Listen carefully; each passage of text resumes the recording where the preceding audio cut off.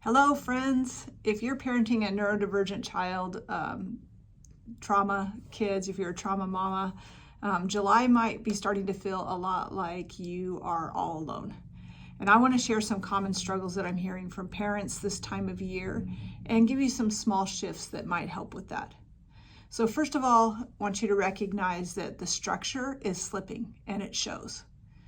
And by now, the summer schedule, well, it's probably gone. You might have, you might have been doing okay in June, but now everything feels off and bedtimes can be happening later. Routines are getting looser, and a lot of our kids just really lack of structure starts showing up in everything they're doing. They really need routine, but you may be saying to yourself, but I'm exhausted, right? Trying to create a routine, a schedule for every day. Unstructured time is not the same as restful time for your family. And I think that's a really important thing to realize is that for most of our kids that having what we would consider like unstructured free time, free play, they have all day to do what they want, like that may not be as restful as you having a schedule. And I'm not talking about just entertaining them all day long. I'm talking about having some structure to the day, because even one predictable thing like a constant morning routine or and for sure you need a good evening routine no matter what time of year it is, can bring some of that calm back. But sometimes you just need an anchor in the middle of the day that every day we do this, every Wednesday we do this, just some things that really kind of anchor not only your day, but your week. So look at your structure, and this may be a place where you want some coaching and some help with that.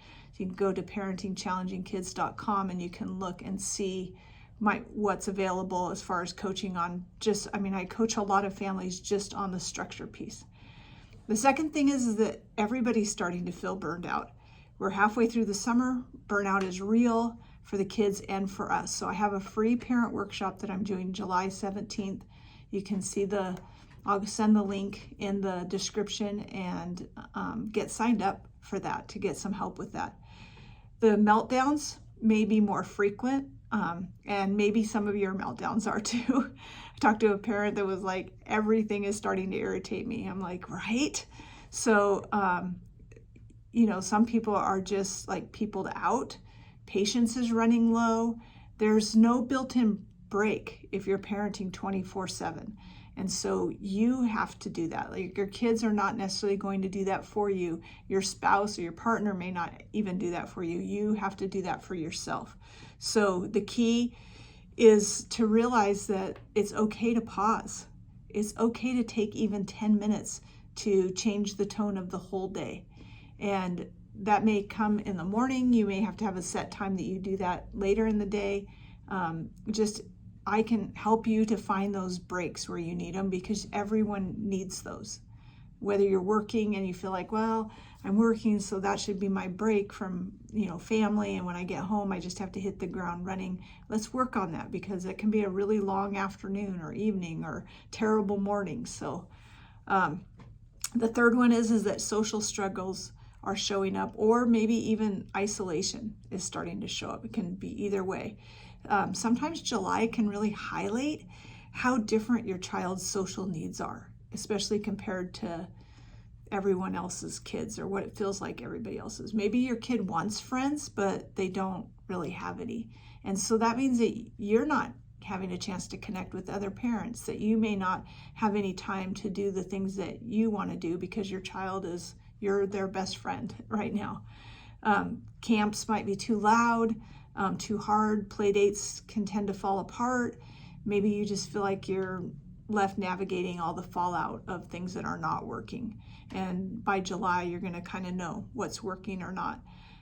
Everybody's kids seem to be, off at the pool part of the summer, but maybe your child just wants to stay home and doesn't want to go do anything, isn't motivated in that way. And so that can just feel really isolating, and it can just feel like if they are with kids, that your kid is the one that's having the problems or not getting along or getting bullied or, whatever it is. And that's real. Connection I want to just encourage you, because a connection does not have to look like a group activity.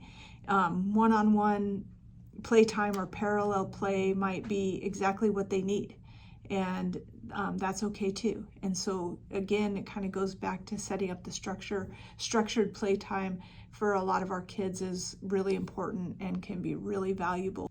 All right, what if school anxiety is already creeping in? I know it's early. School is still weeks away. The dread could already be starting internally for them, for us. We may be talking about it more to other people, and our kids are overhearing it, whatever it is. They may already be asking, like, who's their teacher, or if it's going to be like last year. I know that every time we go past my grandson's elementary school, we wave to it and say hello, and recently he started saying, I miss it. I miss my friends. I miss some things. But he's also been sad that he's not going to have the same teacher next year. So just helping our kids through that, and just understanding, like, we may want to put it off and not think about it. They may want to put it off and not think about it, but it may be there. You may already be bracing for the transition, especially if they're moving from a different school, but they're having a transition no matter what, because they're going to have a different teacher more than likely. It's okay to start gently preparing to talk about what will stay the same, and it helps reduce the fear of the unknown. So don't be afraid to talk about it. Don't feel like, I don't want to ruin their summer by talking about it. It's okay to kind of bring those things up. I don't like to tell kids that they're anxious or nervous about it. I have heard a lot of parents say that, like, I know you're worried about school, or I know you're anxious about it. I don't think that we need to label that in that way. It sounds so much like they can't overcome it, or they can't work through that. And so I like to just be like, are there things you miss about school, or, what are you looking forward to, and talk about it in that way. It doesn't have to be, anxiety doesn't have to be named in that way, unless we're going to help them in ways to deal with it. There are other emotions that I do like us to name. If they're afraid, I think that's fine if they are the ones saying that. But if we're putting that out there, like, it sounds like you're, you might be, worried about, what teacher you have, then we can talk about it.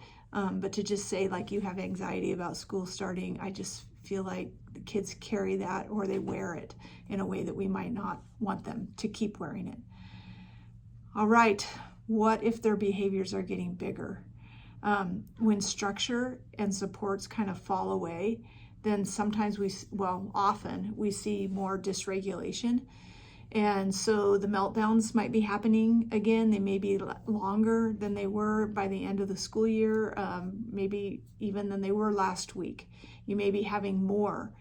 Sometimes with families I'm working with, I look at maybe they're having more meltdowns, but they're turning it around quicker. And also we have to realize that we're adding a lot of things in that we weren't doing before. So if you feel like it's getting bigger, there's more sensory stuff that's been added in.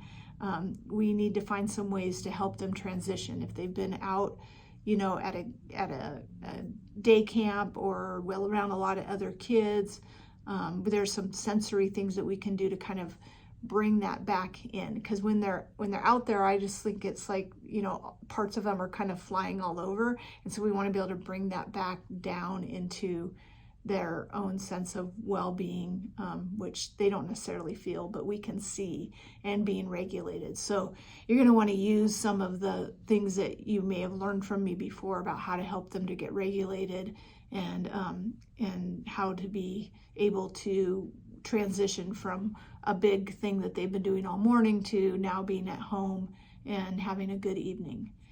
They may be more anxious, more avoidant, more reactive. That's all pretty normal, especially this time of the summer. Like, we've had enough of the new, but the thing with summer is I feel like we're always kind of adding in something new.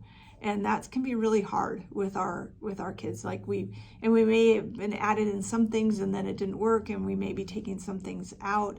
I talked to one parent that is saying that like even the vacations that they've always been able to do were just really, really bad this year. Camping, things like that that normally were fine. And so we need to kind of look at that and see what's going on and not just think, okay, well, things are just getting worse and there's nothing I can do about it. There's always things that you can do about it, and I want to help you with that. That's really important that we feel like and that we understand that we're not going back, we're not regressing. If we do take a step what seems like backwards to some old behaviors, then we need to know that we're going to work through it, and we're going to get through it much quicker than we did the first time we worked through it. If we didn't ever work through it with stuff that happened way back there, then we may be going back and dealing with some of that stuff. Because sometimes it's not that they're even having bigger behaviors, it's just you're around to see it more, and or there's more pressure of things happening. So there's can be things that we haven't worked through yet. So these are not step backwards. That's my encouragement to you. They are signs of stress, and your child is not broken.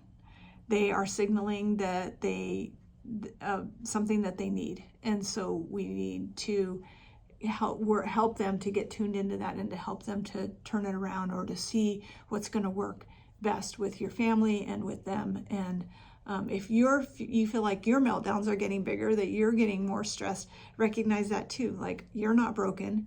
You're not experiencing something that isn't, that is like, why is this happening to me? Why can't I just have fun this summer? Again, I want to point you to that workshop on July 17th, because we're going to talk about us as parents staying cool even when things are kind of heating up in the summer. So, there is help for you. I want you to know that. July is not always easy. I want it to be. It's hot. We should be able to just go swimming or, stay inside and, do fun things. But you're not doing it wrong. And if you need support, if you want a place to talk about this with people that get it, I want to ask you to join the Playroom, because every week we meet and we talk about what things that are happening right now. So if any of these things were like, yeah, I think that's what's happening with my kid, we can talk about it in the Playroom. I'm going to also give you the link. You can go on my website, parentingchallengingkids.com, go to the Playroom. You can sign up from there on the Playroom. You can just try it for the first month. It's $27. What do you have to lose? And if it helps your summer to go better, you finish out strong and you're ready for the school year, it's a win, right? All right, I'm going to let you go, and thanks for listening.